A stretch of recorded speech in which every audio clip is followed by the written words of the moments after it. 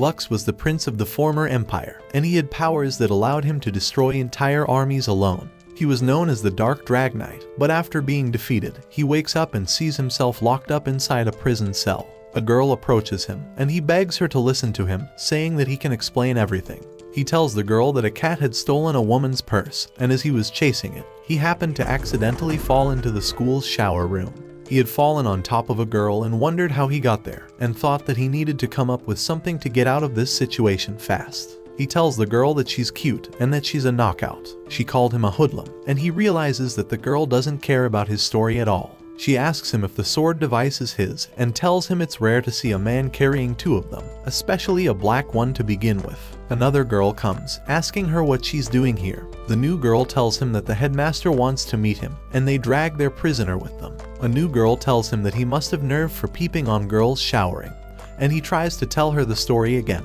However, he realizes that he's actually in an academy and apologizes to the headmaster for causing the ruckus. The headmaster recognizes him as the prince of the former empire that fell in the previous war, and the headmaster tells them that she knows this kid, and he would never have the balls to even stare at a girl if she asked him to.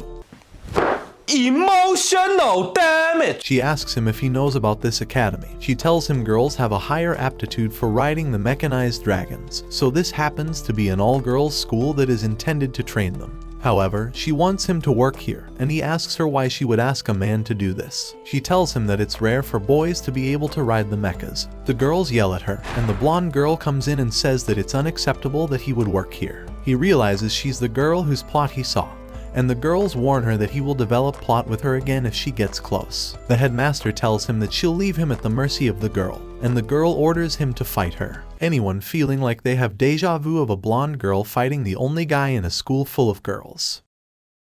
Yeah, me neither. The girls think that there's no way she can lose against a man, but the headmaster warns her, saying that he won a tournament undefeated, and he's known as the undefeated weakest one. She thinks that he's just a perv and that she will put him in his place. She tells him that this duel between them will decide his fate. If he loses, he will become a criminal for his actions. She tells the girls to inform everyone that the new kingdom's princess will be fighting the former prince. He asks her what she means, and she tells him that she's the first princess of the new kingdom that destroyed his empire 5 years ago. She tells him it's nice to meet him, and he wonders how he ended up here. His sister meets with him, asking him what he's doing at her school. He apologizes and asks the girl if she's gonna be standing the whole time. She tells him that she will because she heard that he will lift her skirt if she gets too close. And she tells him that it's disappointing that her friend's brother is a useless perv.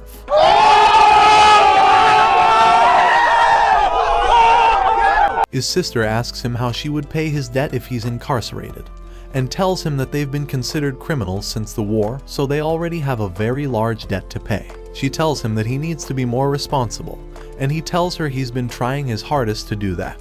The girl tells him his efforts are very clear by how desperate he is to grab girls in their baths. I've made a severe and continuous lapse in my judgment, and I don't expect to be forgiven. His sister tells him to behave himself and tells him that he must beat the girl at all costs. He enters the ring and hears the entire crowd screaming for him. Machines begin to deploy a barrier, and they commence the match for him to fight against the new princess. The girl asks him if he knows why she challenged him to this duel, and he asks if it's because he used to be a prince. She tells him he'll get to know if he wins. The match begins and he chants his summon.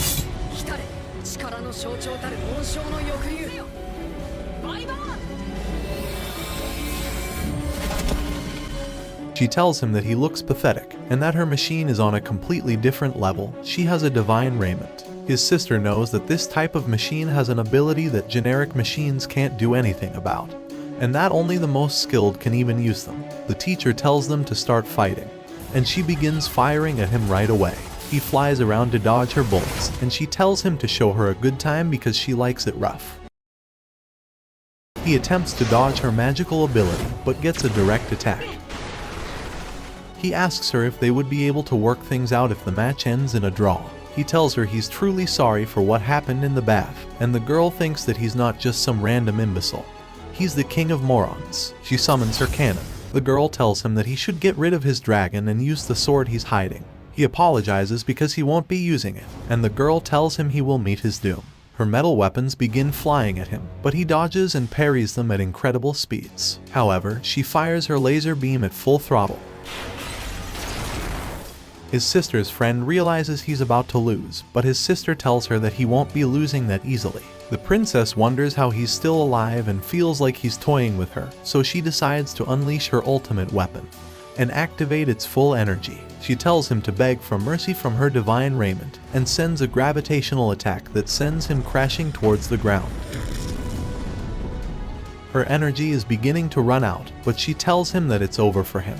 However, her weapons begin crashing into each other, and they realize she's losing control. He tells her to hurry out of her machine, but she tells him that she won't lose like this. A sound is heard from the distance, and the barriers disappear. They see an abyss dragon eating at the machines, destroying them. All the students are informed that they must evacuate. The abyss begins firing towards the princess, and Lux defends her from the oncoming fire. They begin dodging the abyss's attacks, and the girls are scared. Barry comforts them, telling them that her brother won't lose against a single abyss. Lux rushes away from the dragon, and she remembers him asking her to help him destroy the abyss because he can't destroy it alone. He told her that he will signal her to use her cannon, and that she should be ready for his signal. He dodges across the sky, firing against the dragon, and baiting it towards his trap. The abyss begins rushing towards the princess, but he distracts it. However, the abyss slashes his arm off. The princess uses this opportunity and fires at the dragon, annihilating it.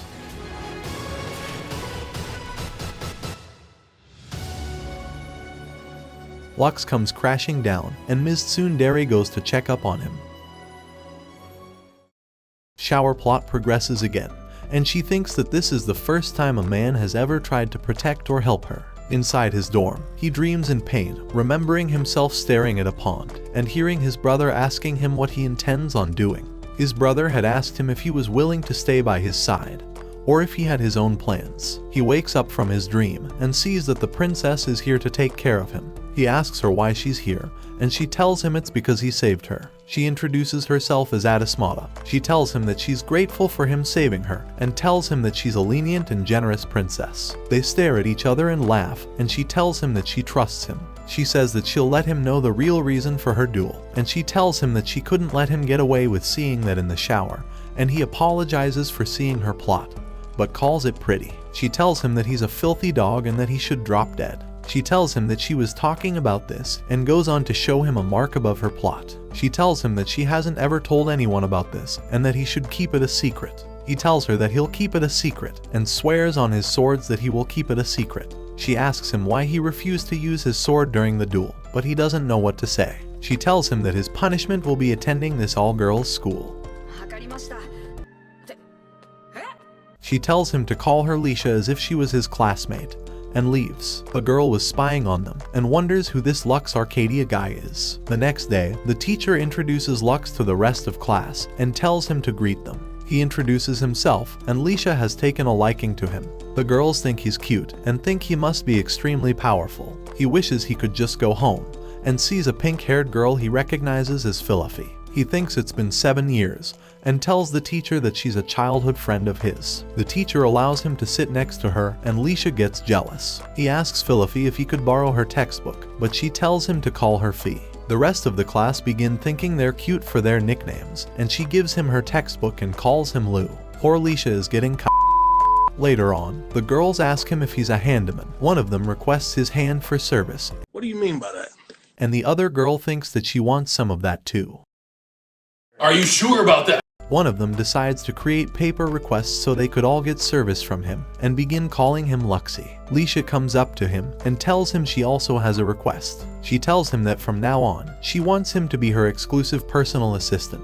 She tells him it's the least he can do since he saw her plot. Fee gets up, telling Lisha that she's making him uncomfortable. They begin fighting, and Lisha gives her a donut to back off. She eats it and tells her that Lou is uncomfortable and that she should back up. Krulsifer, geez these names man, we'll call her blue-haired from now on. Crew Girl tells Lisha that the headmaster asked her to take care of him. Lux agrees to get out of this mess and walks away with her. He thanks her for getting him out of that mess and asks her why she would do that.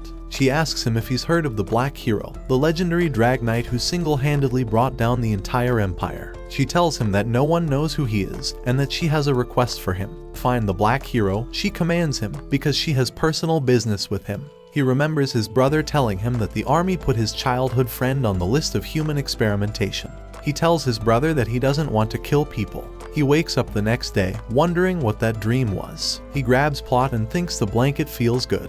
However, he realizes he's grabbing Plot and runs away. He asks her why she's here, and she tells him that this is her room and that they slept together because of that. He tells her to cover herself up because he can see everything.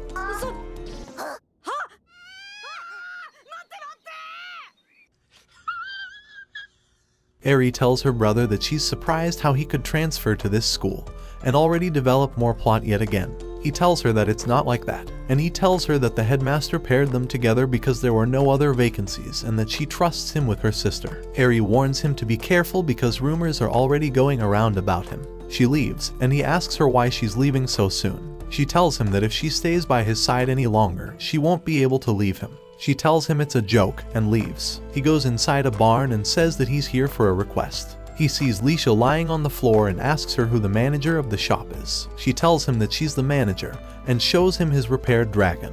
He asks her how she's able to do such a great job, and she tells him that she did this so he could join the school's night squad. She tells him she saw potential in his skills and she would like him to lend his strength for their new kingdom. He takes the sword, telling her he'll do what he can. She tells him she's glad he could join, but that she has one more request of him. They spend the day walking around holding hands, and she tells him that they must get to know each other to be better knights. She takes him to a restaurant and he thinks this place is expensive. She tells him she's a princess so she can definitely take him out, but realizes that she forgot her wallet. They still get food, and she apologizes because she wanted to be the one to treat him to lunch. She tastes his big long creamy stick and thinks it's delicious. She blushes and tells him that she wants to feel it on her chest. I mean, she wants his warm cream on her chest. You know what, never mind. Just spam Rip Lux in the comment section because he has to deal with a tsundere every day. The fake fans will never expect it. They go on top of a tower, and she tells him she loves the view. He tells her that he used to come here to clean this place when he was younger, and she wonders how he was a handyman prince. He tells her he's impressed by how she's a princess but is able to repair those machines so well. She walks away, asking him what he thinks it means to be and act like a princess. She tells him that 5 years ago, she was captured as a war hostage to be used against the king, her father. She tells him that the brand on her stomach was because of those people making it seem like she's their property, and she wished for her father to come rescue her instead of his country. She tells him she couldn't die, so she had to abandon everything and side with the empire that abandoned her. She doesn't feel like a princess, but after her father's death, she was the only heir to the throne. At night, he thinks that he couldn't do anything befitting a prince. He remembers wondering why his brother had killed all of them. He remembers his brother laughing at him in a crazed way, telling him that he was useful. They didn't have to use the whistle that summons hordes of abysses. He tells him that if he hadn't killed everyone, they would have assassinated him.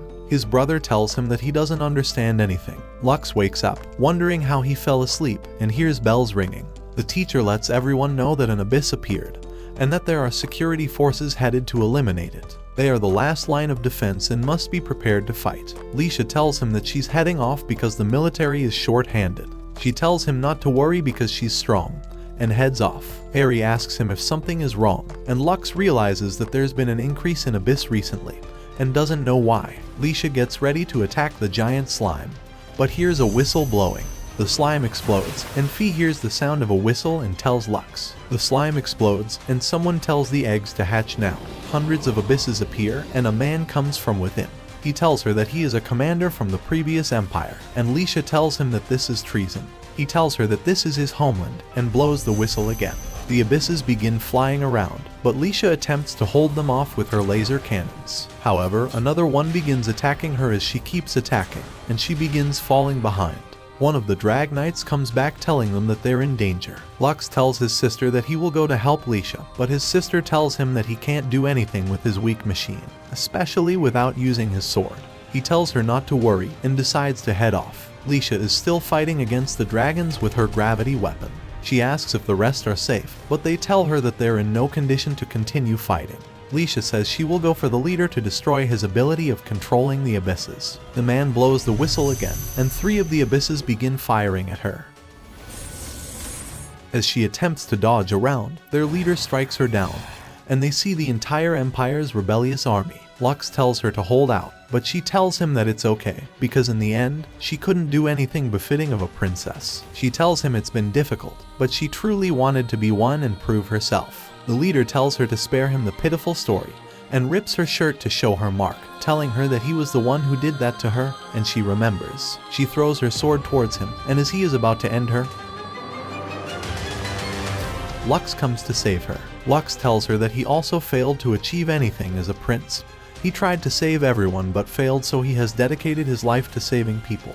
His arm cuts off, but he activates his magical ability and releases his machine. He takes out his black sword.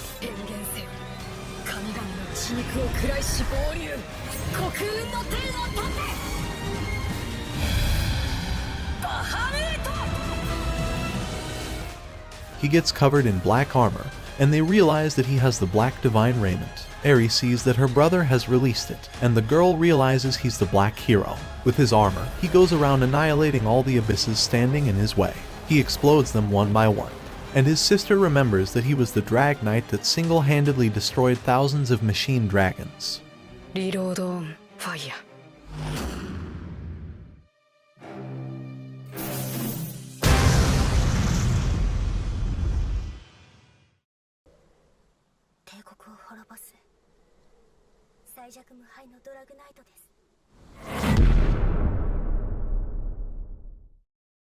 The next day, Lux goes to school and sees all the girls congratulating him on his amazing victory. Eri tells him that everyone prepared a surprise for him, and they hope that it's fitting for a prince of his status. Lisha comes in, trying to thank him but chokes on her words because his warm cream hasn't left her chest yet. Her friend comes in and says that Lisha meant she wanted to thank him by riding his draconic dick. Fee comes up, congratulating him, and Lisha calls her a ditzy girl for eating Lux's food before he eats it. The headmaster decides to have a toast, and all of them enjoy the meal, especially his sister feeding him because we need to have a sis-con plot. However, some girls think that they're all too relaxed around him, and Krulsifer sees this. The headmaster tells him that she has one more request for him, and tells him that she will be having a competition. Anyone who manages to capture this paper will get to use Lux for an entire week. She tells him that if he's able to hide and hold onto the paper for an hour, he won't be anyone's slave. Poor Lux begins running for his life. Throughout the entire campus, girls begin running to find him, and he hides in Lisha's shed. She tells him that he can hide here for the time being, but she wants to ask him about the Black Hero. Everyone who saw him will keep it a secret, but knowing his divine raiment ability will advance her research. Lux explains that his reload on fire can compress time and unleash it, but Lisha restrains him and tells him that he fell for the oldest trick in the book. Lux tells her that he will hand over the form if she lets him down. Congratulations, you played yourself. Lux hides around campus, and Fee comes up to him from behind. Her sister had promised her cake if she caught him, so Fee uses all of her strength to restrain him. She happens to secretly be a black belt in karate. She uses her secret technique to make him lose his mind, and the red paper falls. She lets go of him to take the paper, but he grabs it and runs away after promising her some cake later. With only 10 minutes remaining, he hides inside the library and plans on hiding behind the boxes until time is up. The group of girls walk in and Krulsifer is among them. He realizes that he's managed to get stuck in the girls' changing room. Plot begins to develop, and they wonder if they should be careful of Lux getting handsy or trying to peep on them since he dropped on Lisha in the bathhouse. He feels guilty for how low his reputation is, and a girl asks Krulsifer to grab a book. While looking for the book, she notices that Lux is sitting there staring at her. Lux's entire life is over at that instant, and the girls wonder what's taking so long. Krulsifer says that she will follow them once she gets the book. After they leave, Krulsifer tells Lux that the coast is clear. She tells him that there's no need to hide anymore since an hour passed just a few minutes ago, and tells him she can hold on to his paper to protect it. Huh?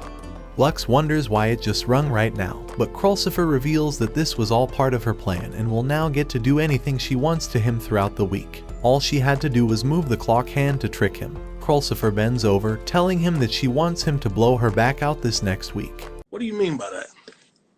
Lux wonders if she's in her right mind. Later that night, Eri warns him to stop drawing so much attention, and they enter a secret room where the headmistress is waiting. She shows him the dragon whistle, and reveals that it might be the key to entering the ruins that have been locked for the last century. They will invade it next week, and she wants Lux to try and open it for her. Lux understands his duty, but later that night, Eri tells him to be careful and use protection when blowing Krulsifer's back out.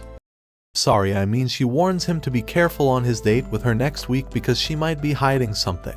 The next morning, Krulsifer begins explaining her wishes to him. She was forced to move to this kingdom because of a forced marriage for politics. But before losing her freedom, she wants to fulfill her personal goals, so she will use Lux to deceive her butler into thinking she has a boyfriend.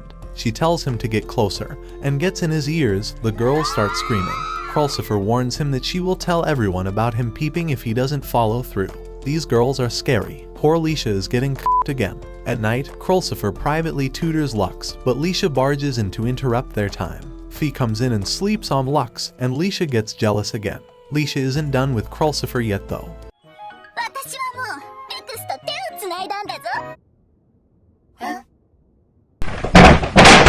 She tells Krulsifer that it's understandable that she's silent after finding out how far their relationship has developed. Krulsifer is unsure how this land views love and wonders if holding hands is that serious, but Lisha's friend reveals that she doesn't know much. Lux asks Lisha if she knows what a kiss is, and she blushes and says she knows exactly what it is. She tells him that they only do it after they're married and it's necessary for having children. Fee tries to reveal that she kissed Lux, but no one hears them. Krulsifer tells him to get rest so they can go on their date tomorrow, and Lisha bursts out in anger. The following morning, Krulsifer wears her cutest outfit to impress Lux, and walks around campus while trying to draw everyone's attention. This is all necessary to make sure everyone believes it's real, and we have Sherlock Holmes and Watson sneaking around. They go shopping for clothes at first, but Lux has never been in an expensive store even though he's a prince. Krulsifer tells him that she hasn't either because she's not like other nobles. Fee notices that Lux has taken his plot protection off, and Lisha wonders what the size of his Excalibur is. Stop it. Get some help. They walk out of the store and Krulsifer has ordered him suits to look like a proper prince. They go to enjoy dinner in the town, and as they walk during the sunset, Lux wonders why she's looking at him like that. Krulsifer tells him that he looks handsome from the side, but Lux tries to ask if the restaurant is right around. She tells him that she was too focused on his beauty to tell. Lux stares at her and wonders what she's thinking, but hears a whooshing noise coming from above. Bandits come and tell them that if they try anything stupid, their friends will blast them. Lux wonders if they're trying to kidnap them since they're from the royal family, but Krulsifer tells him that she will summon her machine dragon if he can distract them. Lux unsheathes his sword and destroys the bandits in front of him. Bullets come to destroy them, but Krulsifer blocks them from ending Lux. The mechas get in position to destroy her, but Krulsifer uses her wise blood ability to see into the future and destroys them in one blow. Lisha and Fee appear to explain the situation, but Lux asks why the they're dressed like it's Halloween. They tell him it was part of their disguise to sneak around and save him, but Fee notices that a man is trying to escape.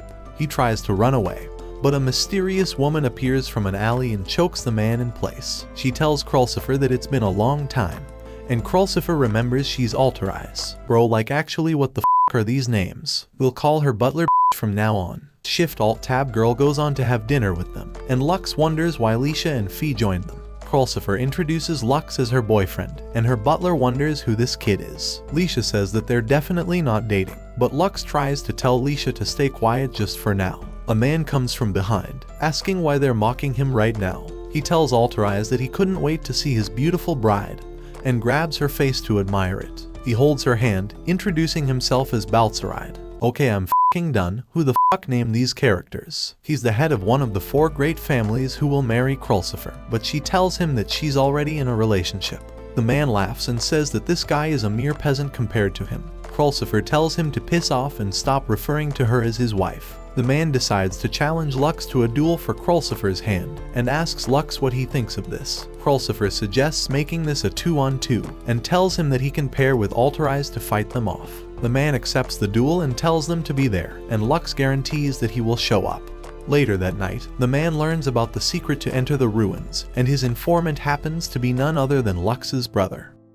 In the morning, Krulsifer comes and thanks him for agreeing to the duel to save her. She wonders how he's still okay with this situation even though he's not her real boyfriend. And Lisha hears this and finally understands the situation.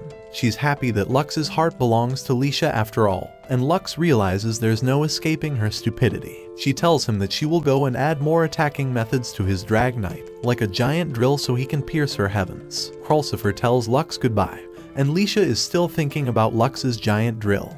Stop it. Get some help. Lux walks on campus, and Tilfer comes and tries dragging him away with her. She brings him to a mysterious room. They tell him they will take care of him after a long day, and this was apparently all Lisha's idea to make him happy. She gets angry after her secret was revealed, but Tilfer goes on to tell him that they dressed up like maids for him to make him feel better. Lisha hopes something like this wouldn't bother him, but Lux thanks her for her kindness. She goes on to tell him that she can do some indecent things if he would want as well. After all, Tilfer taught her that maids do all these kinds of things. Shoutouts to Tilfer for being a Giga Chad wingman. A council meets and discuss the fact that Ragnarok is upon them. The groom's family determine that they will take responsibility for entering the ruins and securing the weapon of destroying it. At the same time, the headmistress holds a secret meeting to discuss tomorrow's mission and reveals that they will be using the whistle to enter the ruins. She entrusts Lux with the key to the ruins, and Lisha goes on to tell him that she will finally add the big drill to his machine. This girl really wants to get drilled. Giggity. Lux starts ignoring her and wondering why Krulsifer happens to be in this room. After the meeting, he asks her why she was attending when she's a transfer student, but she tells him to stop treating her like a special member since she got permission. She tells him goodbye and walks off. Later on, Lux spends time in the bath wondering what Krulsifer is after, but sees giant plot development cannons armed and ready to attack. Apparently, the genius headmistress is the one behind this, and Lux goes on to leave before having any plot development. Fee says that she only bathes with a guy she likes. They hadn't bathed in a long time, and Lux thinks that Fee has gained massive plot cannons. It's over for Lux and he tries his best to stay focused, but Fee begins falling asleep and is ready to drown. Lux grabs her and tries to wake her up. We must stay focused, brothers. We must stay focused. She wakes up and he wonders if something happened, but she begins falling asleep again. Lux notices that she had a scar on her back, but notices that it's disappeared since then.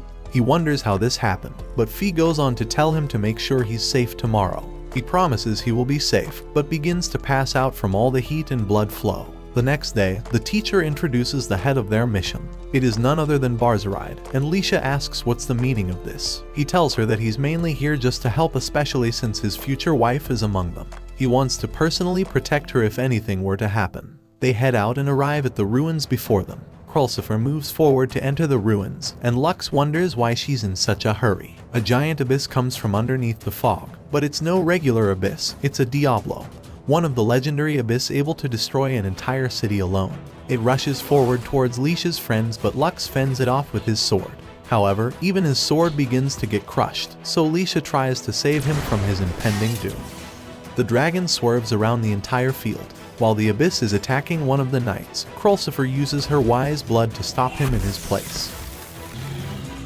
Barzaride sees his opportunity and uses his divine raiment and sends the abyss flying back. He challenges Lux to a race to see who would beat the abyss first. Krulsifer comes to interrupt their feud and tells them to focus on completing the mission.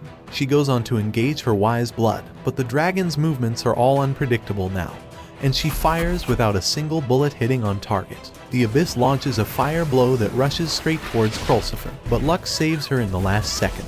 The rest of the army engage their weapons to fight off the dragon, but all of their bullets miss. Barzaride launches his axe and manages to be the only one to slash the abyss down. But this shocks Krulsifer, because this is the first time her wise blood's ever missed. The dragon, however, begins to shine a white aura and is about to self-destruct. The explosion blinds the entire field, and Lux notices that Krulsifer's armor is beginning to break down. The ruin begins to open a sequence of gates, and Lux rushes forward to try and save her from the explosion.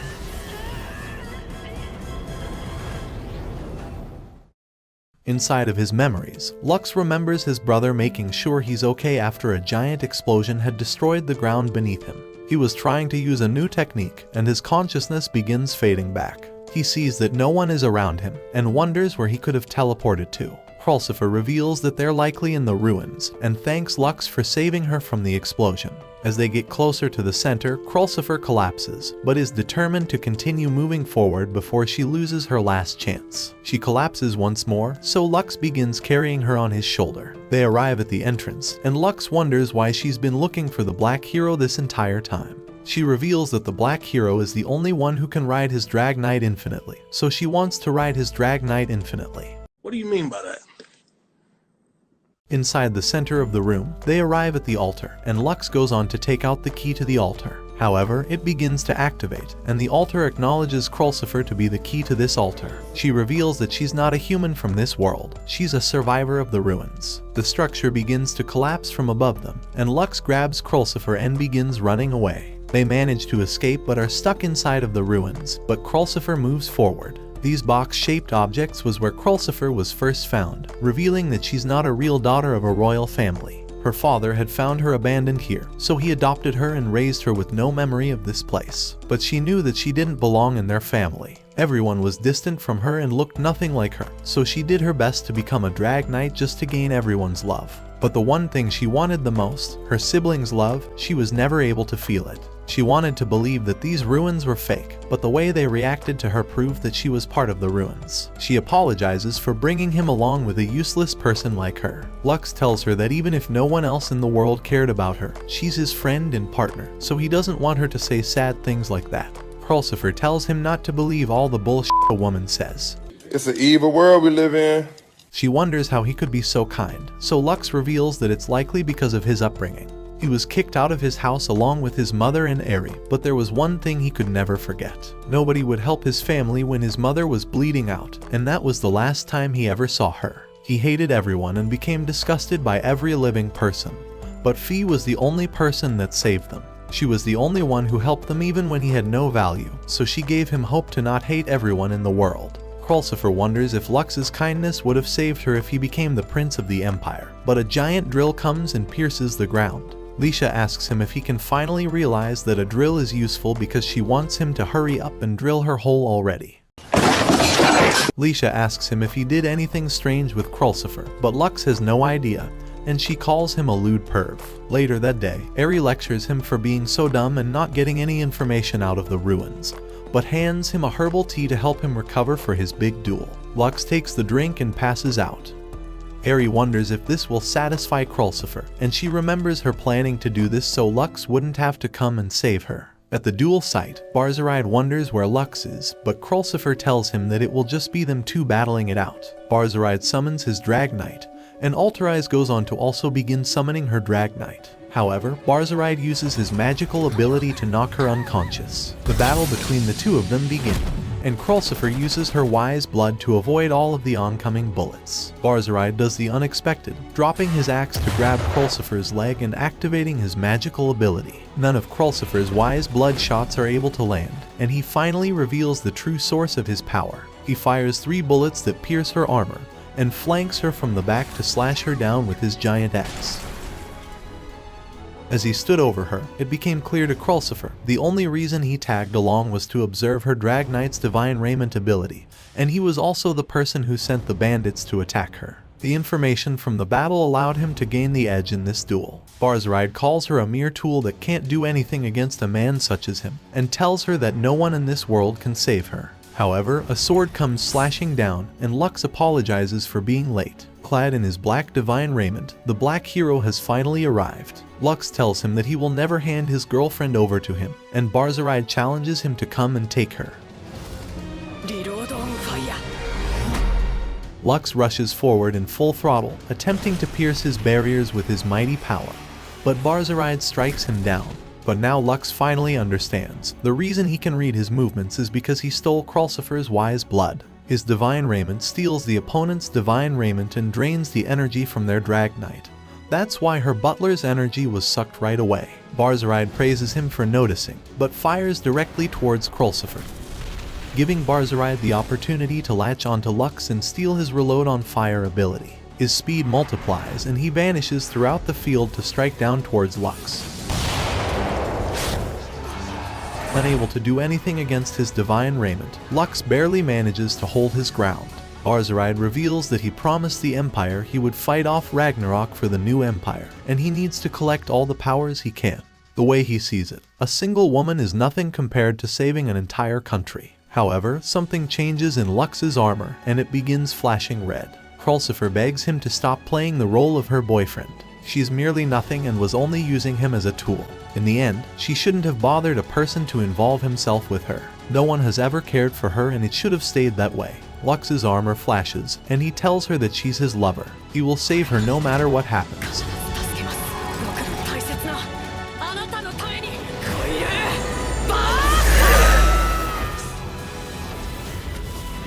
僕は英雄になんてなりたくない。でも帝国を滅ぼすと誓ったあの日から戦う覚悟はできている。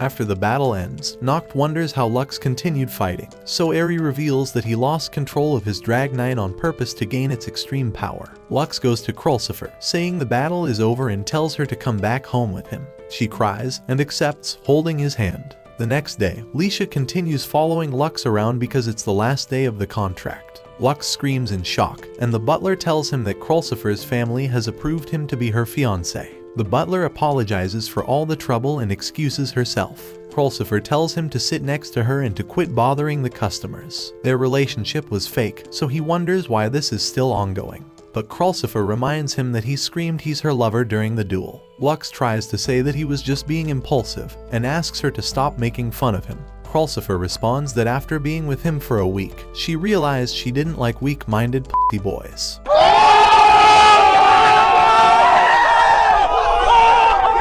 Lux laughs in pain and dies inside, but she tells him that he actually has an aggressive side.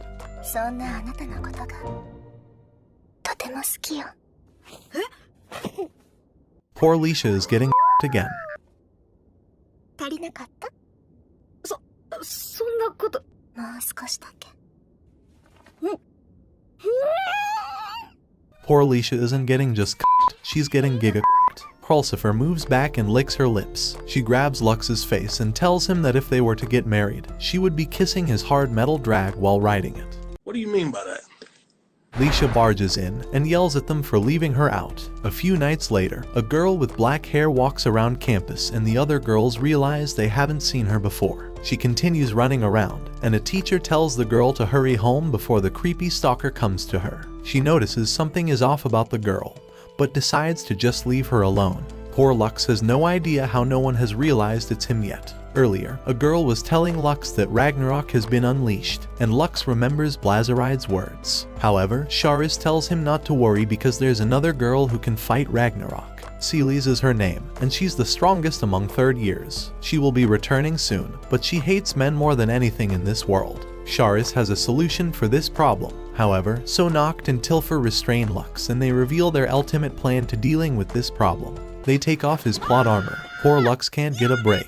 While sitting at the bench at night, he wonders what type of person Celes is, but he hears someone talking in the bushes. The blonde girl talks to a cat, but the cat begins walking away. Poor girl is so lonely even the cat doesn't care. He wonders who this girl is, and the mysterious creep approaches Lux. In an instant, he unsheathed his blade and is ready to end Lux. The blonde girl rushes in, parrying the sword and threatening to attack, but the mysterious stalker throws a smoke bomb. While they're distracted, the stalker throws a blade towards the girl, but Lux covers for her and gets injured. The blonde girl rushes him to the infirmary and tells him to take off his jacket. However, Lux can't blow his cover, so he asks her to do it from the back. What do you mean After by that? she finishes, Lux asks her why she was talking to the cat. The girl gets flustered and tells him to forget about it, and that it's not like she has no friends to talk with or anything like that. The next day, Lux sits down and remembers the events from last night. He introduced himself as Luno to the girl, and she happened to be the man-hater, Celes. Lisha begins calling out his name, but he's too zoned out to pay attention. Plot development enters the chat, and Krulsifer asks him if he would like to take a rest during their private tutoring session and see where things take them. Lisha yells at her to stop since their fake lover stuff ended last week, and Lux gives up. At a different part in the kingdom at night, a mysterious man walks around the jail cells. Barzaride begs the man to let him out, but the man points his finger towards Barzaride's chest, and a second later, his insides begin exploding. He then blows the abyss whistle, and the abyss begin gathering around the kingdom. The next morning, Lux gets determined to face Celes in order to fight off Ragnarok, but Tilfer calls for him because there's trouble running around. He hears Celes begging for Lux to be kicked out of the academy since he's the only man here, but Lisha calls her a blockhead. Lux enters and Celes introduces herself again, telling him that he can't attend their academy because he's the only male. Lux asks her to help with the suppression of Ragnarok, but Celes tells him that she will face Ragnarok alone. Lux still refuses to leave because there's no chance she can face Ragnarok off alone. The headmaster tries to calm them down, and suggests that the best way to settle this entire situation would be by having them duel one another. They will be traveling to an island for 3 days of training and duel each other before leaving. Lisha bets that Lux will win, but Celes agrees to the conditions and leaves the room with a girl called Sania. At night, Sania thanks Celes for trying to throw Lux out today and bids her good night. After Sania leaves, Celes thinks this whole situation is terrible, but winning the duel will be the only way she could protect Lux and the school. At the island, Celes takes command of their training, but Lux notices a building in the distance and wonders if he's seen this place before. At night, Lux wonders how Celes was able to train so much harder than anyone else, and Krulsifer reveals that Celes' nature has always been this way,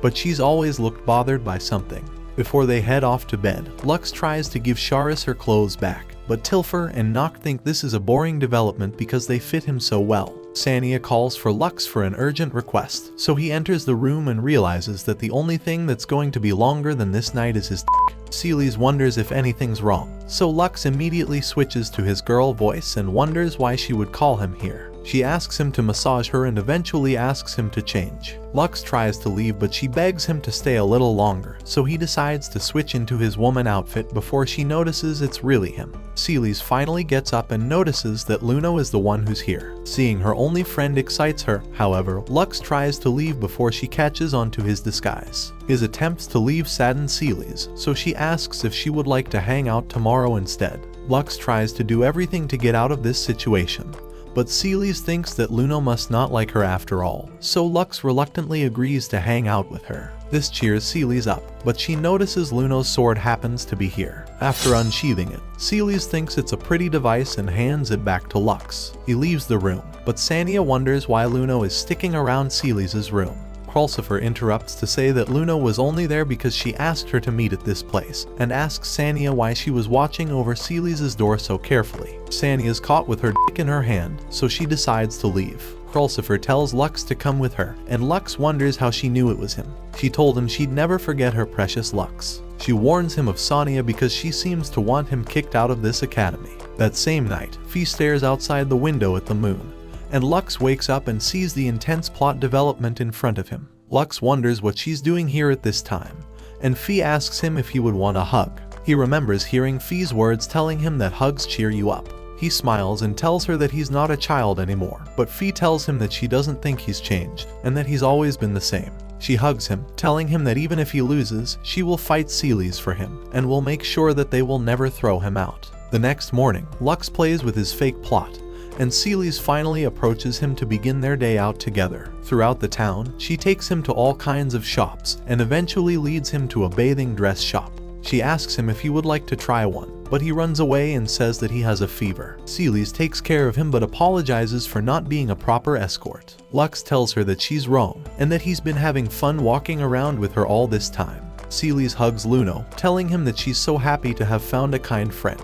They eat crackers together, but Lux notices that Celes has fallen asleep during the middle of the day. An eagle's screech wakes her up, and she realizes that she can't be showing her weakness. Lux wonders why she's always forcing herself to stay strong like this, so she tells him that strong people should endure their loneliness. He starts laughing, remembering how she was talking to a cat. She gets embarrassed and tells him to forget it already because it's not like she was alone in the Imperial capital and filled with loneliness or anything. Stop the cap. Stop the cap right now. Celes gives up. She even hates how everyone thinks she's a man-hater here, and asks Luno if she could keep a secret. She tells Luno that she's not a man-hater at all, and actually wants to ride Lux's giant dragon.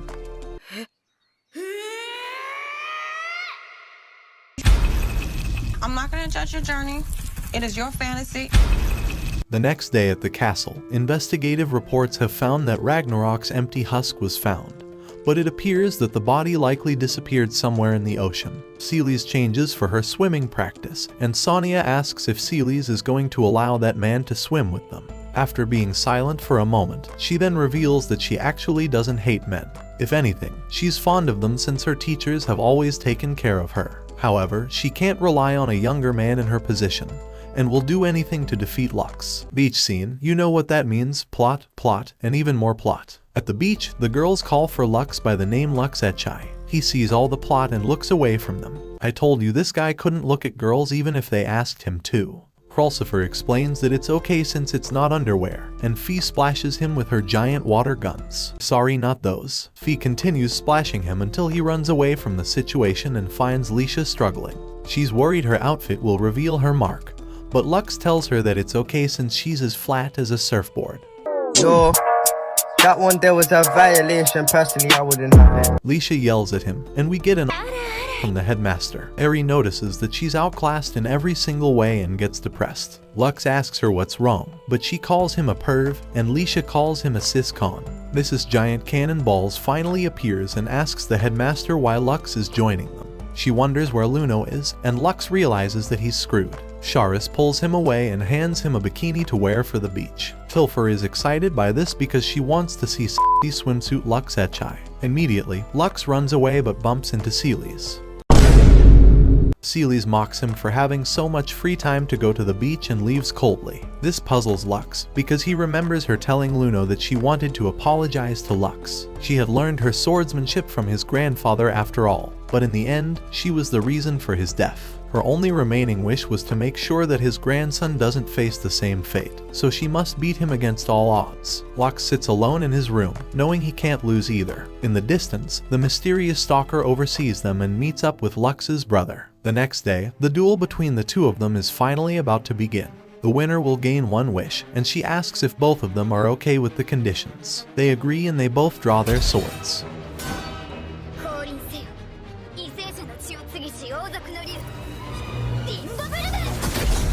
The girls notice that Lux is using his wyvern instead of his black drag ride to keep his identity concealed.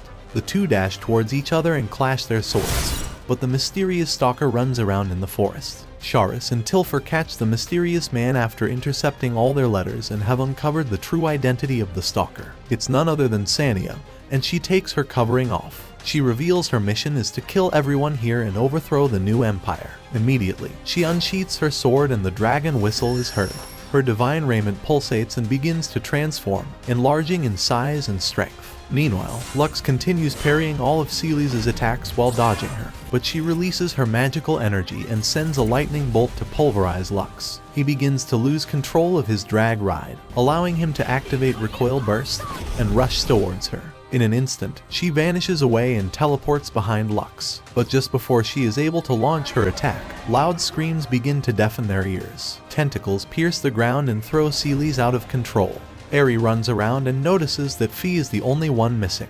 Deep in the forest, Fee struggles to keep walking and collapses, but her sister hugs her. She promises to never let anyone take her away again, even if they have to ally with this damn new empire. Lux holds on to Celes, asking her if she's okay. Before them is the Ragnarok that's believed to be close to resurrection. Celes vows to destroy it alone and rushes towards the Ragnarok while dodging the tentacles. She activates Divine Gate and teleports towards the head of the Ragnarok, shooting from point blank onto the Ragnarok and then slashing it down. After crushing the enemy, she struggles to continue flying, but Sania appears looming over them. She warns her that this fight is long from over, and the Abyss whistle is blown once again. Lux sees the man and wonders why his brother is here. The Ragnarok revives from the ground and is fully healed. Sania rushes to end Celes, but Lux barely manages to deflect her blow. Sania calls him a clown, wondering if he knows the truth about his grandpa, because after all, the one who killed him was none other than Celes. Lux is unfazed, having already known this, but the Ragnarok launches a smoke plume for Sania to create some distance. Sania takes this opportunity to shoot him down.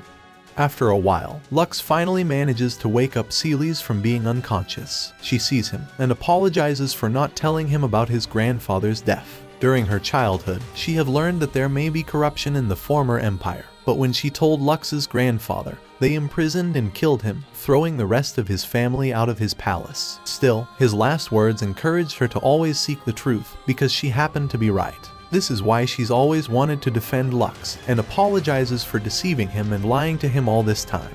She wonders if he must be upset, but Lux tells her that she's wrong. He unsheathed the black sword, revealing that he's also been deceiving her all this time. This time, however, he will no longer deceive her.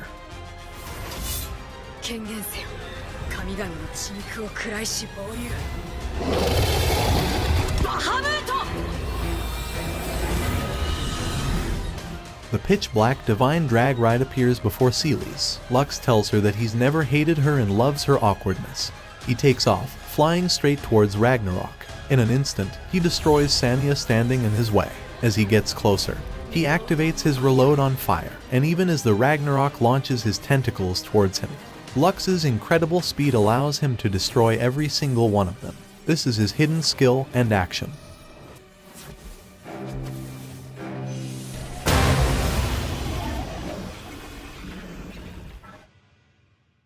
Celes points her spear towards Sanya, commanding her to surrender before she becomes a prisoner, but Sanya refuses. She knows that Celes would never stab her, so Sanya bids her goodbye and flies away. However, the battle is far from over. A white crystal appears from Ragnarok's center, and Sanya quickly takes it along with the mysterious man.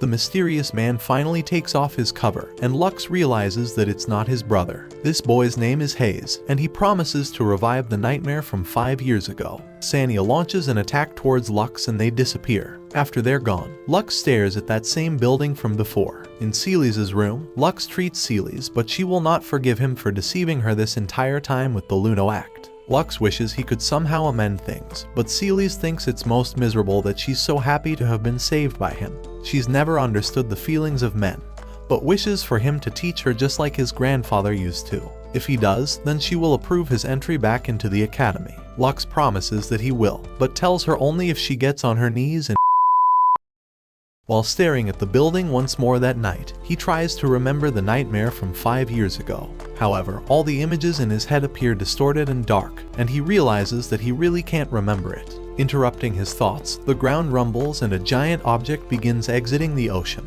A giant whale-like object appears in the sky. It's one of the ruins. The headmaster goes on to reveal the real reason she's brought them to this camp. 9 years ago, Lux remembers his brother destroying an expensive statue. They tried to hide the fact it was their fault by blaming it on one of the girls, and they picked Fee to take all the blame. Inside the headmaster's office, the principal asked her why she would do such a thing, but Lux enters the room and claimed he was the one who broke the statue. While he walked away, Fee held his hand, thanking him for taking the blame even though he wasn't the one who did it. She tells him not to apologize when he's not the one at fault, and hands him a cookie. He eats it, and she calls him Lu Chan.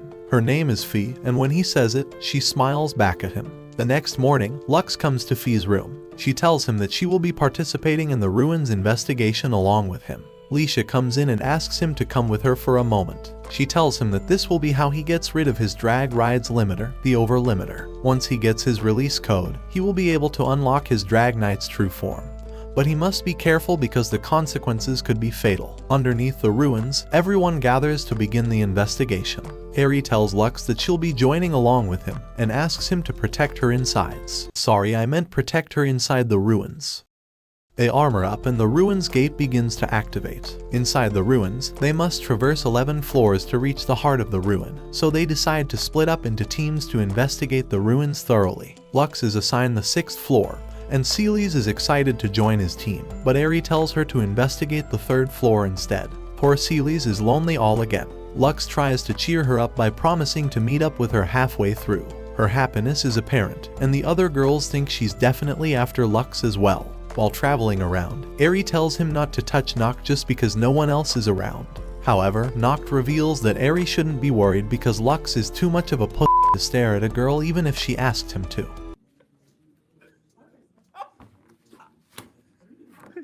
Lux tries to finally deny the allegations, but Noct asks him to point out one thing he likes about her. He tells her that he loves the giant plot cannons she has. Stop the cap. Stop the cap right now. Noct thinks he's too much of a pussy after all, and Eri gets jealous. The radar detects a nearby living object, and Lux goes to investigate. When turning the rubble over, he finds a mysterious girl sleeping. Krulsifer catches up with them, realizing that this being is likely dangerous, so she asks Eri and Noct to leave before being harmed. What's all that plot? Krulsifer knows this person isn't a human, so she strokes her face and the being wakes up. The girl states that her system is booting up and acknowledges Krulsifer to be her master. The girl thinks no one called for her, so she falls back to sleep. Krulsifer and Lux wonder what's going on, so the girl introduces herself as the supervisor of the ruins. She's an automaton, however, she has no recollection of the past because she's slept too much and begs them not to abandon her. The girl promises to follow her orders as administrator. They introduce the robotic girl to the rest of the crew, but Lux notices that something is off about Fee. He doesn't want her to push herself and tells her to join his group until they've completed this mission. He begins carrying her around, and the headmaster notices something is off about her sister. They reach the Abyss production area, but Fee begins wincing in pain and warns him that something's coming. The Abyss whistle is blown, and Hayes is ready to activate the next part of his plan. Lux puts Fee down, but an Abyss rushes towards him to knock him off balance. It happens to be a Diablos, and Lux barely manages to fend it off Tilfer. The Diablos rushes towards Lux and destroys his arm. However, this Diablos isn't the only one, and Krulsifer alerts him that 2 other Diablos are roaming outside. Lux asks the headmaster to finish the mission before the Diablos attack innocent people, but the headmaster tells him to shut up and obey her already. However, Fee activates her drag ride to try and protect people, so Lux activates his black divine raiment to try and catch up with her. As he travels next to her, Fee reveals that she can pinpoint the exact location of the Abyss, puzzling Lux. He asks her if she's ever been to this island before, but the gate underneath them teleports them outside of the ruin. The Diablos rushes towards Lux, but Fee uses her ability to grab the Abyss and smash it onto the ground. When Lux lands, a sudden shock enters his brain, and this sensation begins reminding him of the events that took place. He remembers exactly what happened, but before he can react, the Diablos attacks Fee and sends her launching into the building. Lux flies to destroy the Diablos. His ambush overpowers the enemy along with the speed of his strikes, destroying it in an instant to find where Fee might be. He enters the building and notices an underground secret area. When he enters the ruins, he remembers exactly what happened in this place. It used to be a human experimentation zone, and he was here 5 years ago, and so was Fee. Deeper inside, he finds Fee burning up with pale skin. She warns him that an abyss is near, but Lux says that he's already defeated it. However, she tells him the abyss is now here.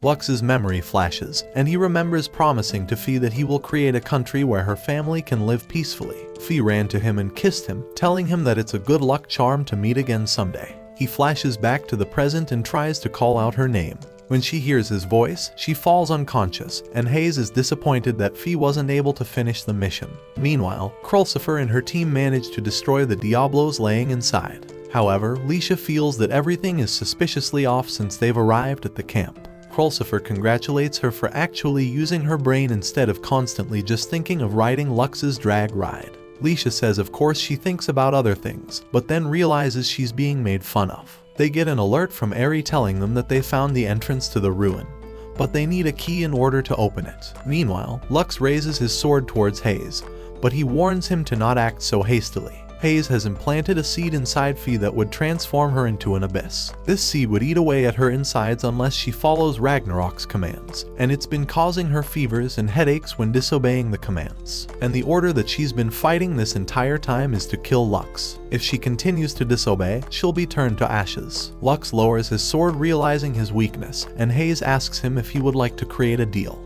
If this goes on, Fee will die in a few days, but Hayes promises to spare her if he opens the ruins door for him. He knows Krulsifer is the key, and gives Lux only 2 days to open the ruins. Hayes reveals that there's a reason they have the same hair color, and that he's actually the real deal. Lux stands over Fee's body, wondering what to do, but she finally wakes up. He spends the night putting his white cream in her mouth. But eventually, Fee tells him to taste his own white cream instead. Suddenly, Lux realizes something is off and leaves the room. When he stared at Fee, he noticed her eyes turning into their abyss form once more, and the headmaster was staring at him this entire time. He goes on to tell her about the incident 5 years ago, but the headmaster reveals that Fee had already been killed during that incident. She had been resurrected as an abyss, so the whole reason behind entering the ruins was to try and save Fee from her fate. Their time is limited, so they need to make sure to save her. Lux's memories flash once more, and he remembers Fee visiting his mother's grave with him. Fee hugged him, telling him this was to cheer him up. He hugged her that day and cried for hours. Lisha screams at him to snap out of it already, and she tells him that the overlimiter on his drag ride has been finalized. He just needs the code now. Lisha leaves to get the code from the headmaster. However, someone connects to Lux's internal communication device, and Lux instantly recognizes that voice. It's his brother, and he tells him that Hayes' flute is causing a commotion. If Lux truly wants to save Fee from her fate, then he must break that flute and defeat the Ragnarok standing before him. There's only one thing he wants to know in return.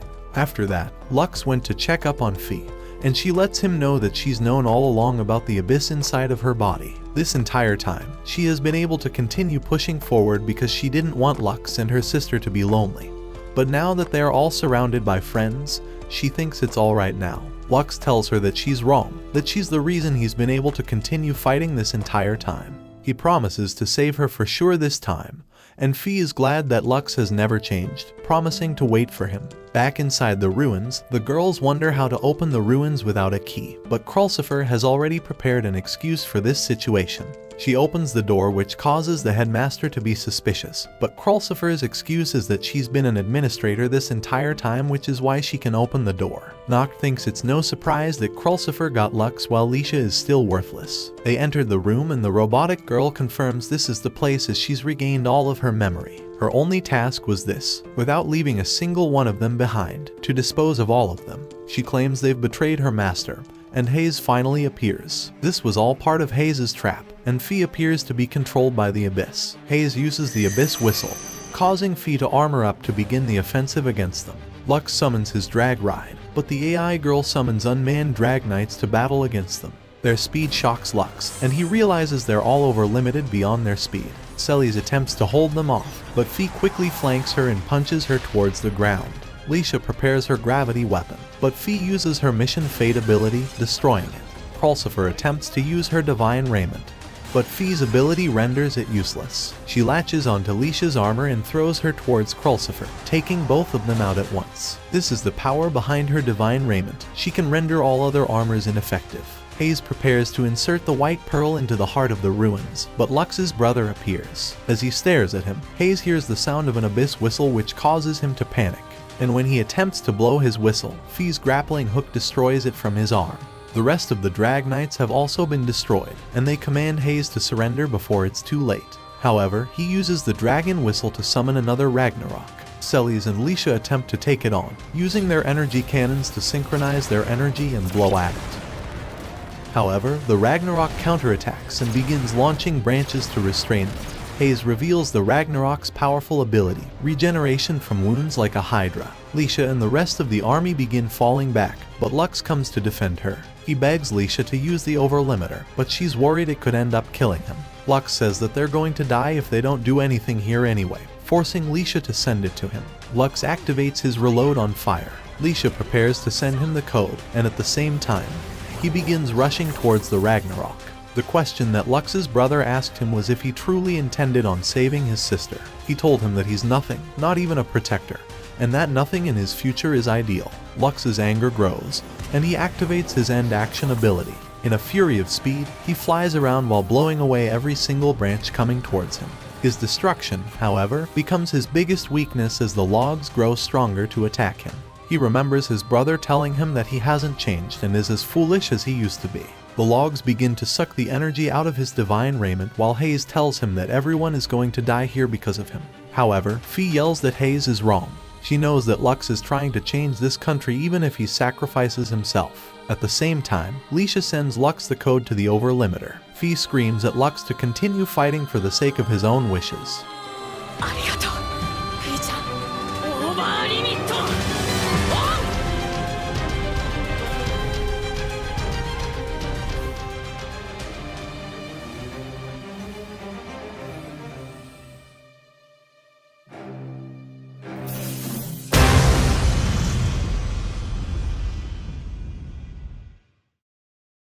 Hayes wonders why his Ragnarok was defeated, so Lux's brother reveals that Lux was only able to succeed because of his overlimiter. However, he knows deep inside that his younger brother is a very weak enemy.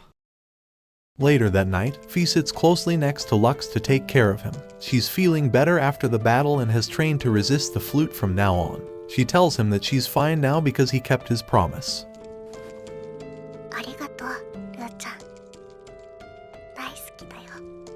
Upon coming back to the kingdom, they threw another party for Lux. Eri reveals that the 4 girls over there kept fighting over who's going to take care of him the best way and give him an after-party sloppy toppy. The headmaster comes in and drops an Ara bomb.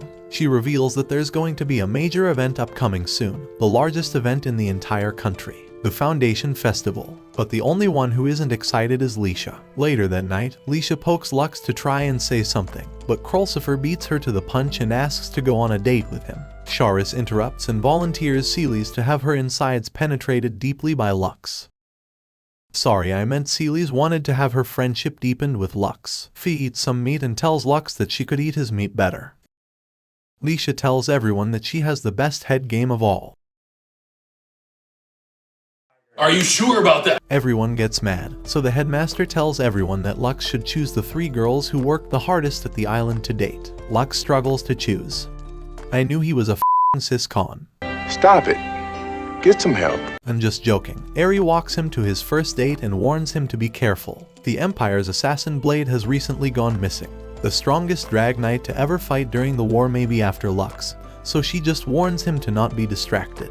His first date is about to begin, and Mrs. Giant Meatballs asks for his opinion. Lux wears a suit, and has anyone wondered why he's always wearing that dog collar? Celes is excited because this is the first time she's been at a festival, but then tells them it's not like she never had any friends or anything like that. Lux takes her hand, and they begin spending the day together. After a while, Celes drinks some grape juice, you know, the PG kind. She calls Lux amazing for being loved by people while he's the only boy at the academy. He isn't hated or avoided like her, but she vows to not lose against him and to chase him down the path of the strongest drag knight. She extends her hand to shake his hand. Senpai!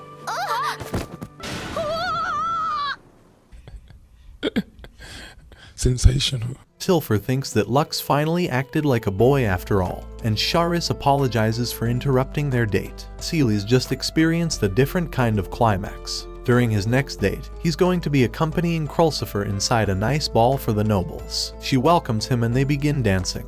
While sidestepping together, she asks him what he thinks of her outfit. Lux compliments her on looking like an actual princess, and they spend their time in each other's hands. During the sunset, Krulsifer reveals that her butler is probably still watching over their date as they speak. Krulsifer thinks just being called a girlfriend wouldn't be enough to deceive her, so she asks him for a kiss, even if it's just pretend. Lux agrees and kisses her. Why is my boy acting girlier than a girl? Krulsifer thinks she loved the first kiss she got from him. Oh, now it makes sense, my boy climaxed his pants. Now is the time for their third and final date, and poor Lisha got f***ing c***ed yet again. Lux goes on to see the biggest meat cannons in this kingdom, and they go inside a church. Fee makes Lux lay on her lap so he can rest during their date since he's always working so hard. She tells him that he can sleep like this and she will wake him up whenever he's rested. Her memories of the old court and even on the island resurface, and she's happy that Lux was always there to try and protect her. The headmaster encourages Fee to kiss him already. Later on, Lux walks towards Lisha, who's been c***ed this entire show, and she asks him why he didn't pick her. However, she does acknowledge that everyone did improve a lot, so she regrets not working harder. More importantly, she has a personal request for him. She wants him to completely blow her back out.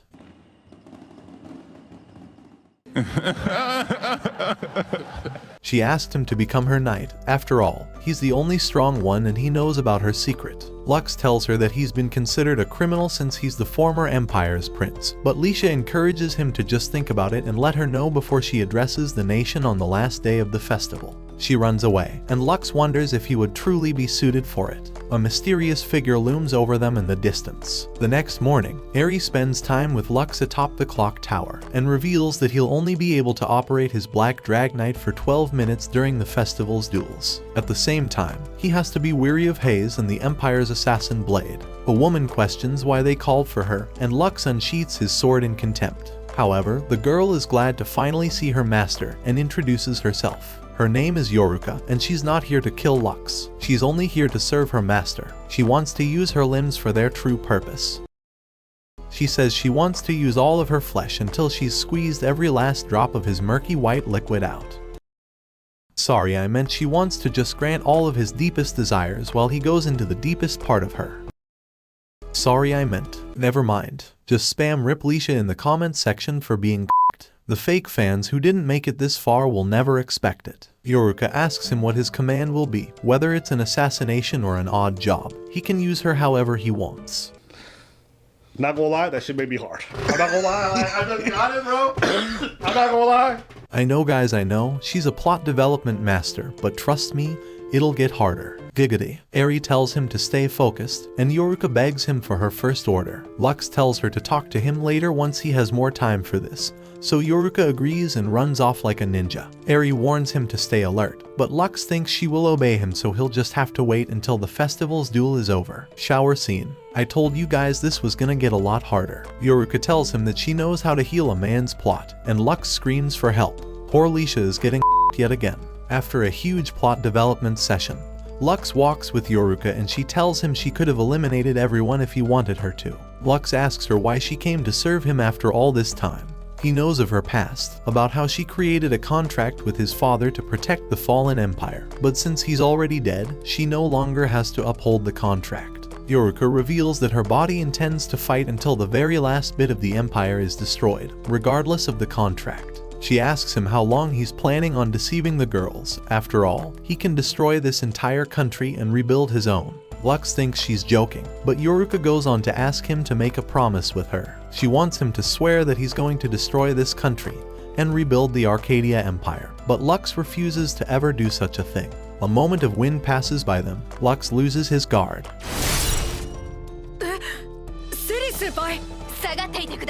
Celes goes on to summon her Drag Knight, and Yoruka summons hers as well. Lisha backs Celes up, but her attacks are parried by Yoruka's speed. Fi launches her grappling hook, restraining her, but Yoruka's ability activates and it begins controlling Fi's divine raiment. Lisha's projectiles begin friendly firing, and Yoruka goes on to ask Lux once more if he's going to change his mind.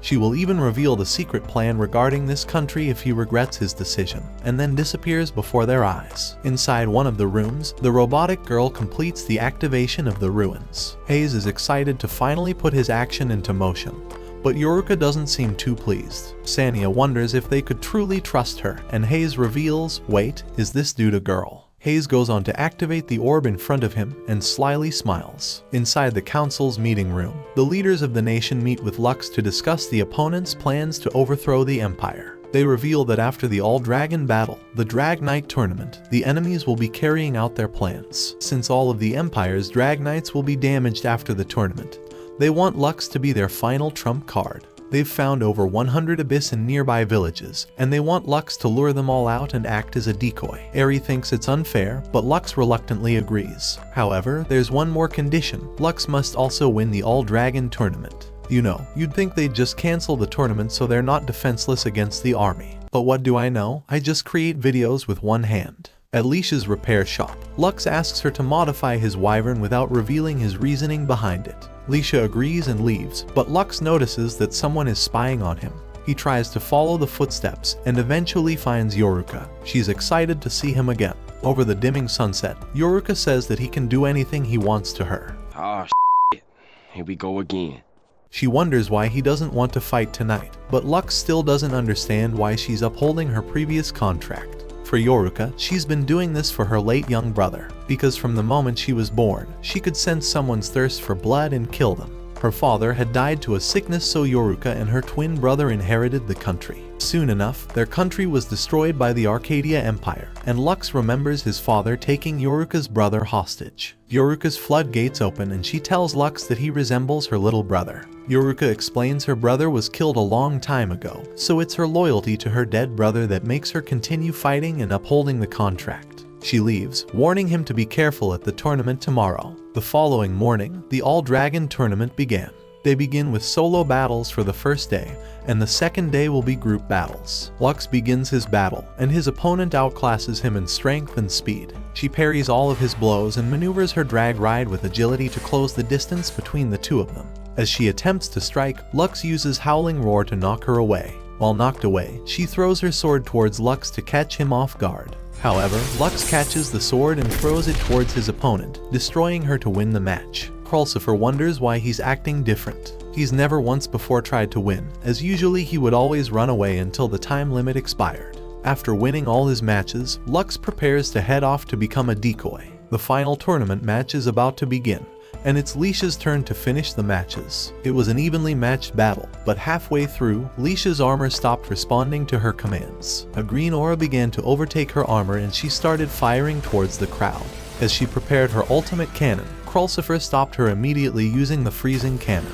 The leaders took away the national princess, accusing her of attempting to murder the crowd. Krulsifer and the rest believe her innocence, but tell her to obey until they can discover the true source. Meanwhile, Lux has arrived at the cave containing all the abyss, but is ambushed immediately with open fire. He swerves around to dodge all of the attacks, and Sanya goes on to use the whistle to ready all the abyss against Lux. He tries to fly towards his stronghold as planned, and eventually makes it. The Drag Knights open fire against the abyss, destroying all of them. They spend the entire afternoon blowing them away, but after Lisha's been imprisoned, Eri reveals the truth about Lux's plan to the rest of the girls. To try and aid Lux in this situation, Krulsifer suggests dealing with the Lisha issue at hand, and eliminate Yoruka before she harms any others with her overpowered ability. Lux lays in bed and thinks that everything went too smooth, but then hears gunfire and destruction outside. All of his support has been destroyed, and the rebel army has appeared early. This was their master plan from the beginning, and the enemy force is already breaking through the country's walls right now. Lux dodges all the gunfire while looking for the enemy leader, who finally reveals himself. His entire plan was to target Lisha and overthrow her empire, but Lux vows to never let him get away with that. He unsheathed his sword and rushes towards him. As they clash against one another, his opponent lets him know a secret. Something much bigger and stronger than a Ragnarok is coming to destroy the country. In the distance, he hears the earthquakes from footsteps and sees the giant warrior. It's the 5th ruin, and Lux's single wyvern won't be able to do anything against it or any of the troops. Lux knows he can use his black drag ride for 12 minutes. The giant walks closer and closer towards the country, but Lux's black divine raiment destroys all of the enemies while rushing towards the giant. Velvet has known about Lux's time limit and baited him to their trap. Lux attempts to defend using Howling Roar, but Velvet quickly regains his balance and rushes towards Lux, ripping his arm off. However, it's not the actual arm of the black divine raiment, and Lux goes on to unsheath his black sword. The other armor was a wyvern with black armor to throw the enemy off. Velvet's anger grows and he rushes towards Lux, but Lux deals with him in an instant and rushes towards the giant. Lux connects with Eri and she lets him know about Lisha's situation. At the same time, Sanya breaks into her jail cell and shows her the giant warrior headed to destroy her country. The troops attempt to battle against it, but Hayes gives the command to destroy it. The weapons get armed, and in an instant, fire at all of the Drag Knights battling, destroying them. Sanya is here to prevent any more unnecessary casualties. Should she want to save her country, Lisha should step down from command and hand it over. Lisha refuses, knowing that Lux had promised to battle alongside her. Sanya's heard something interesting about Lisha's belly, so she asks the men to remove her plot protection so she can see it. Lisha internally wishes for Lux to come and save her, and in that moment, the walls get destroyed and Lux has arrived to save Lisha. Sanya and her goons run away. Lisha apologizes for losing control and having her entire country turn against her, but Lux hands her the sword.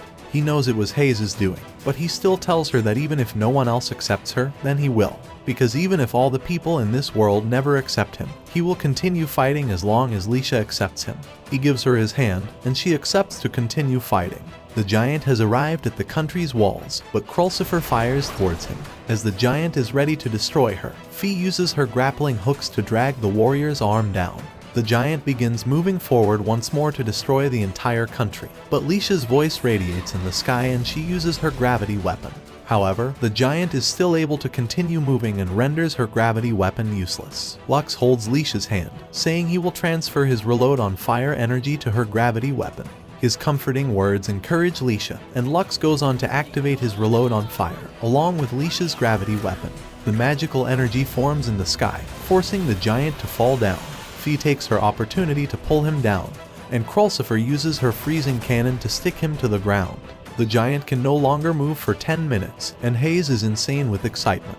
The rebellious army is still invading the country, so Lux commands Krulsifer and Fee to take care of them while Lux deals with the giant.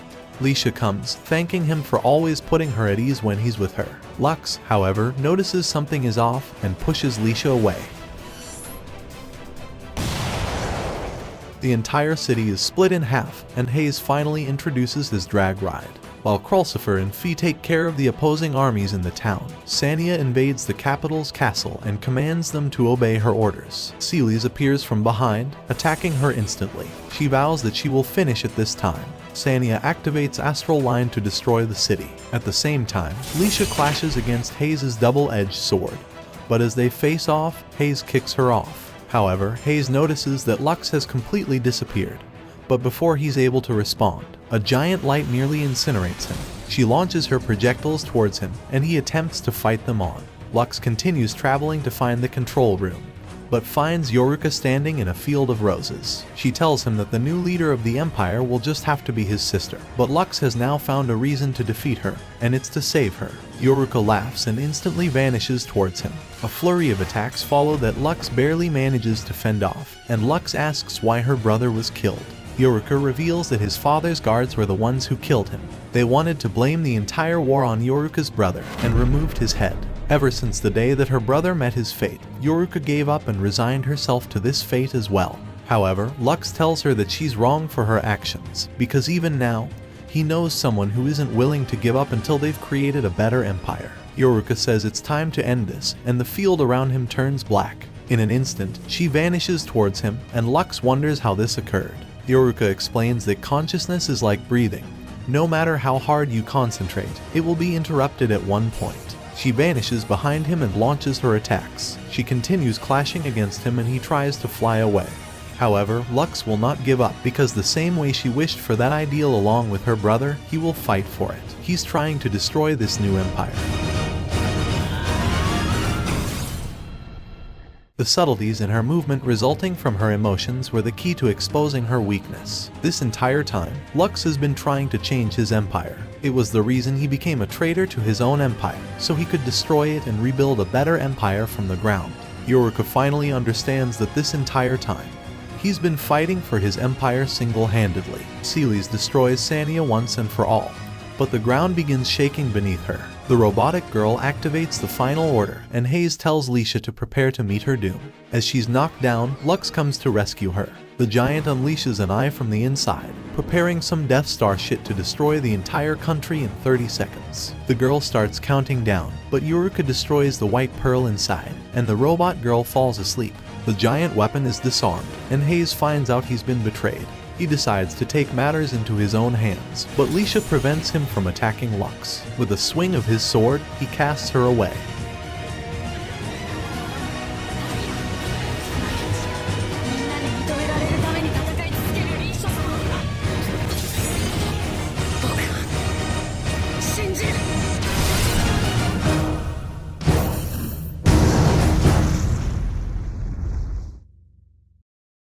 Lisha falls to the ground, and Lux saves her. During that same night after the festivals come to an end, Lisha addresses her nation. Today, she's selected her knight, and it will be none other than Lux. He may be the former prince of the Arcadia Empire, but Lux Arcadia will be serving her. The townsfolk think this is controversial, but Lux holds her hand to encourage her. Lisha goes on with more confidence, explaining that she's spent time with this man for the past few months, and he's the only one whose morals aligned with hers. For the sake of the country, Lisha wishes for people to no longer judge others based on their past and to focus on moving forward. Picking Lux as her trusted knight is proof of that. She hopes that one day the people will be able to accept him as a member of this empire, and bows to all the people. Everyone begins clapping and cheering for her national address, and Lisha smiles at Lux while he holds her hand. After the speech, Lux congratulates her and is glad she was able to accept him during the speech. As he continues talking, he notices a mysterious figure in the distance, and it happens to be none other than his brother who wields the same black sword as him. He smiles, putting his hood on, and disappearing. Lisha interrupts, saying that since he's become her knight, she wants to ride his horse all night. Pulsifer comes in and says roses are red, violets are blue, Lux is going to f*** me instead of you. And the girls all begin flirting with him. Yoruka dries his sweat and tells him that she'll lick his sweat from all kinds of places. She says she would even lick something else if he wanted to. Even Eri gets jealous of all this shit. However, Lisha is done getting c***ed. It's over. So before Lux knew it, he died that day and Lisha stopped getting c***ed. Make sure to spam Rip Lux in the chat for such a tragic ending. Just kidding, he developed plot with all of them. What a wonderful story. Watch this next video. Till next time, my fellow legendary plot masters.